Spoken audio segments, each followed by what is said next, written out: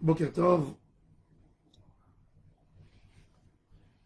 Dans la mitzvah de Sfirat HaOmer, la Torah nous dit, d'un côté, Usfartem lachem machorat Shabbat, Sheva Shabbatot temimot, ça veut dire 7 semaines complètes, entières, ce qui fait cette semaine 49 jours. Et la Torah, et puis elle continue à nous dire, Tisperu Chamishim Yom, 50. Alors il faut compter 49 ou 50. Veikravtem mincha chadasha l'Hashem.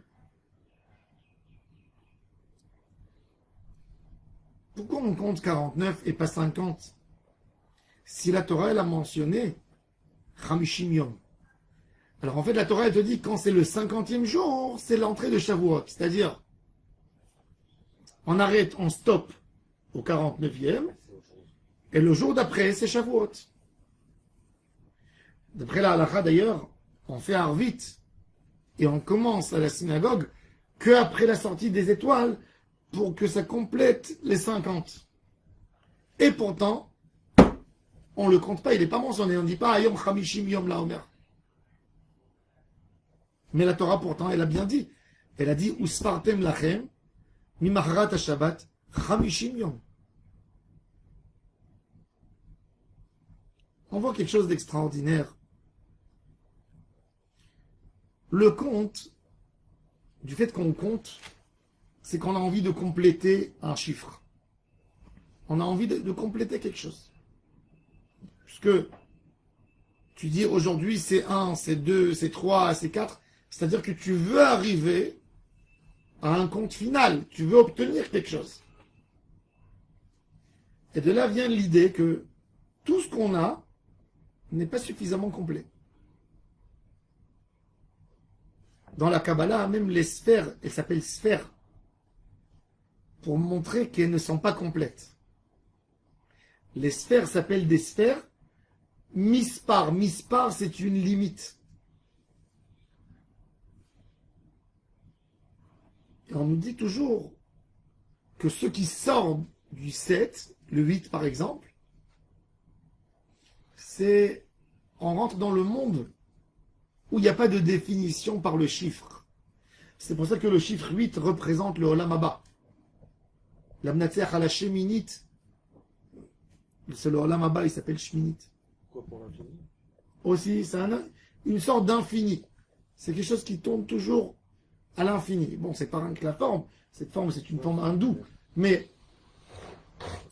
le 8 représente l'Ema Laminateva. Le Lema Laminateva, qu'est-ce qu'il fait? Il fait que quand on est arrivé à un monde au-dessus des chiffres, ça complète le manque qu'il y avait par le chiffre. Le chiffre, c'est un manque. Quand j'ai un morceau et je dis ce morceau, c'est un quart de la partie entière, un tiers, un huitième, un dixième, en fait, c'est un chiffre, c'est un manque qui manque. Quand je compte 1, 2, 3, 4, ça veut dire il manque. Il manque quelque chose. Quand je sors de l'idée du calcul, du compte, là, il y a un tikkun klali qui se fait dans la bruyère. C'est ce qu'on dit dans le Yiratzon de Sfirat HaOmer. Adonai Yigmor Ba'adi. C'est Hachem qui aidera à finir le tikkun du monde. Celui qui a créé le compte. Notre monde à nous, quand il a reçu la lumière de l'infini, il a dû avoir une limite pour avoir le monde. Si le monde était dans l'infini, l'infini n'accepte pas quelque chose avec une limite. Et ça, c'est le sod du Tzimtzum. Avant que le monde ait été créé, il y avait une lumière infinie. No limit. Mais dans le no limit, le monde ne peut pas exister. Puisque le monde, pour pouvoir créer des gens, pour pouvoir créer un monde, on est obligé de le définir dans des dimensions de limites, de temps, d'espace. Le Homer, c'est compléter le tikkun qu'il y a dans le monde. Et c'est pour ça, d'ailleurs, qu'on commence avec le Homer qui est fait avec de l'orge, et on arrive à la fin en amenant pendant la fête de Shavuot 2 pains. L'orge, c'est l'animal qui mange, et le pain, c'est humain. Tu manges, il y a un travail à faire. Combien d'étapes il y a du moment où on a pris la graine et on l'a semée jusqu'au moment où on a notre pain devant nous à table? Combien d'étapes? C'est pour ça que d'ailleurs que le pain, il symbolise le tikkun du monde. Le pain, c'est le combien de travail et combien d'étapes il y a pour arriver là. C'est pour ça que on lève d'empoter, arrêtez des reins, on lève nos mains avant d'attraper le pain. Et on mentionne les 10 travaux qui ont été faits jusqu'au moment où il arrive dans notre assiette. Il y a un travail énorme dans le pain, c'est un travail de tikkun, le tikkun de l'homme. Et l'homme, en réalité, il peut se dire, je travaille, mais je ne suis pas sûr que je vais tout réussir à arranger. Il y a des étapes qui ne dépendent pas de moi. Il y a des fois des choses pour faire un tikkun. On a besoin de générations pour faire un tikkun. Le Ham Israël, ils avaient besoin de faire des choses de génération en génération pour réparer, pour arriver à une réparation. Alors Akadosh Baruch Hu, il nous promet que le tikkun aura lieu en fin de compte, c'est Bechinat Hamishim. D'ailleurs, même Moshe Rabbeinu, quand il a voulu atteindre les 50 portes de la Bina, c'est la 3e sphère. Keter Chochma Bina. Il y a des qui disent c'est la 2e sphère, parce qu'ils ne calculent pas le Keter, et ils calculent le Da'at. Bon, dans les Mekoubalim, ça dépend des comment on étudie, comment on regarde la sphère. En tous les cas, la Bina, c'est un très très haut niveau. Moshe Rabbeinu était ancré dans le monde de la Bina, et il voulait atteindre la 50e étape de la Bina, et on lui a dit, tu ne peux pas arriver là-bas, va te chasere ou me'at me'elokim, tu es arrivé, c'est presque, ça veut dire que c'est un niveau inhumain, c'est pas humain d'arriver à ce niveau de Kedusha. Pourquoi? Parce que dans le monde, on ne peut pas atteindre à tout. On peut s'inspirer à arriver à la lumière qui nous entoure, celle qui nous fait, la lumière qui nous entoure, elle n'a pas de limite. Mais ce qui est dedans, il a une limite forcément. L'idée de l'homme toujours, c'est de sortir de sa limite et d'arriver à quelque chose qui est plus grand, qui n'a pas de limite. Toute notre avodat Hashem, c'est de s'inspirer et de vouloir arriver à quelque chose de plus grand. Et c'est pour ça que on ne peut jamais stopper un niveau de avodat Hashem. Tu ne peux pas dire j'ai atteint un niveau où je ne peux plus atteindre plus. On peut toujours atteindre plus. Parce que tu rentres dans le Ensof, dans le no limit. Et Akadosh Baruch Hu, il te dit, tu as compté 49. Tu as fait un tikkun, tu as essayé de compléter. Voilà, aujourd'hui, nous sommes le 17e jour du Homer. Alors, la 3e semaine, on est dans la 3e semaine, 3e jour. 3e semaine, c'est Tiferet. Et le 3e jour, c'est Tiferet. On a essayé de faire Tiferet chez Tiferet. Le Tiferet de la Tiferet pour réparer.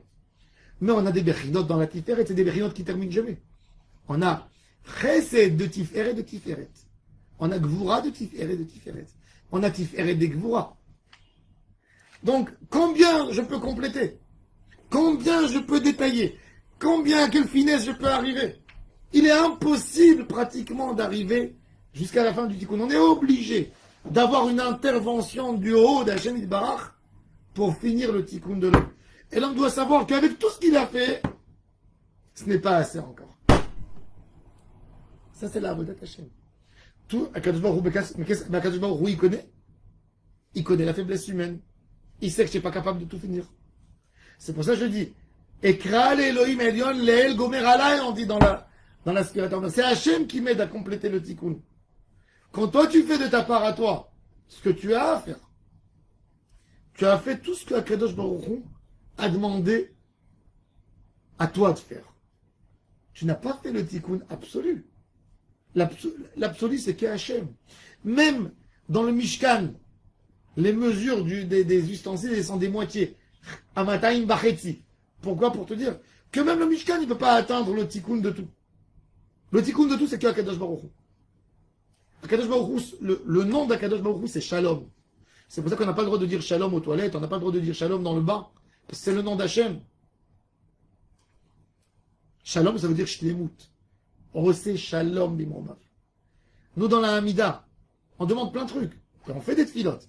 On se prononce avec l'Aïmouna. Mais comment on termine la Hamida? Avec le mot Shalom. C'est que lui qui peut tout finir.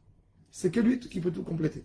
Donc on a 49 quelque part. C'est 7 de 7. Le monde, c'est toujours des septièmes. On a le cycle des 7 dans la semaine, le cycle des 7 dans les années de la Shemitah, le cycle des 7 dans les 7 Shemitot qui composent un jubilé. La vie active d'un homme, c'est 70 ans, même s'il vit 90 ans, sa vie active, c'est 70 ans. Donc c'est 7, 7, 7, 7, 7. 7, c'est quoi? C'est compléter quelque chose. Est-ce qu'un homme a tout pu faire dans sa vie? Non. Il a fait tout ce qu'il a voulu faire? Non. Vadaï que non. Pourquoi? Parce que l'homme, il s'inspire d'une neshama qui est plus élevée que le 7. Qui est en dehors du 7. Alors on te dit quelque part, complète, essaye de compléter 7, 7, 7, 7. Mais sache-le que tu n'as pas complété tout. Parce qu'il manque toujours quelque chose. Il manque le 50e. Et ça, c'est que Akadosh Baruch Hu qui peut faire. Mais c'est un chesed, c'est un cadeau que Akadosh Baruch Hu fait quand il nous donne à nous, qui veulent arriver à un tikkun, il nous aide à arriver à notre tikkun. Enfin, un tikkun, et lui, il fait quelque chose de parallèle à côté de nous. Nous, on essaye de faire de notre maximum. D'arriver au bout de ce qu'on peut faire. Et Akadosh Baruch Hu de lui-même, il fait. Et c'est avec ça qu'on comprend des choses extraordinaires. Parce que des fois, quand un homme il est très loin d'Hachem, il se dit, qu'est-ce que je pourrais réparer? Imaginez-vous un homme, toute sa vie, il s'est mal comporté. Et il s'est réveillé, quand il est vieux déjà, et il dit, est-ce qu'aujourd'hui, Béhémet, je peux récupérer ma vie? Je peux récupérer cet échec que j'ai eu dans ma vie? J'ai passé tellement de choses dans l'obscurité, maintenant je peux récupérer quelque chose? La réponse elle est oui. Parce qu'aujourd'hui, si tu fais ton maximum d'aujourd'hui, ben Kadosh Baruch Hu continue en parallèle de venir vers toi et de t'aider. C'est la même manière, parce que de toute façon, même si tu voulais faire tout, tu ne pouvais pas tout faire. Tu peux atteindre que 49, tu ne pourras jamais atteindre le 50. Même Moshe Rabbeinu n'a pas pu atteindre le 50. Mais c'est quoi la grandeur de Moshe Rabbeinu? C'est que les 49, il les a fait à 100%. Tu ne pourras jamais finir le tikkun. Jamais. Impossible. Tu peux finir ton tikkun, mais pas le tikkun du monde. Le tikkun du monde, il se fait uniquement par Akadosh Baruch Hu. Quand il se fait? Quand l'homme de sa part à lui a donné son maximum, là, il tire sur lui un tikkun. Et c'est ça la Ruach HaKodesh. La Ruach HaKodesh, pour obtenir la Ruach HaKodesh, pour obtenir la divinité, pour obtenir l'abondance spirituelle, tu dois montrer à Akadosh Baruch Hu, toi, tu t'es donné à 100%. Quand tu t'es donné à 100%, après, il n'y a plus de limite à ce que tu reçois toi d'Akadosh Baruch Hu. Parce que c'est plus toi qui agis. Tu n'as plus besoin toi de finir. C'est Hachem qui finit le travail en te donnant du shefa et de la bracha. Baruch Adonai Leolam. Amen. Amen.